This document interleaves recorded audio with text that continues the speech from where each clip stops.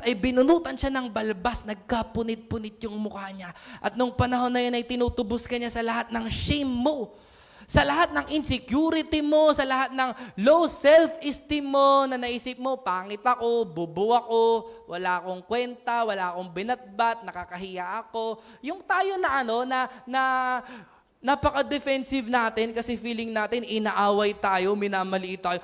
Bakit ba? Bakit? Tapos yung tayo na gusto nating may patunayan tayo na magaling din ako, no? Mahusay din naman ako, no?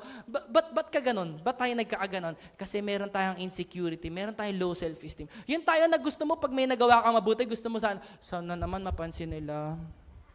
Sana purihin nila ako. Tapos pag pinuri ka, yun tayo na insecure. Nakasalalay tayo sa papuri ng mga tao. Sa totoo lang, meron kang shame, kaya may ganun. Meron kang shame. Natatakot ka mapahiya. Pero nung binunutan si Jesus ng balbas, dumugo yung mukha niya, tinubos ka niya sa shame. Amen! Amen! Sa tuwing nadadown ka, isipin mo, Jesus is the glory and the lifter of my head. Wala na yata mas mabuti pa kay Jesus. Kaya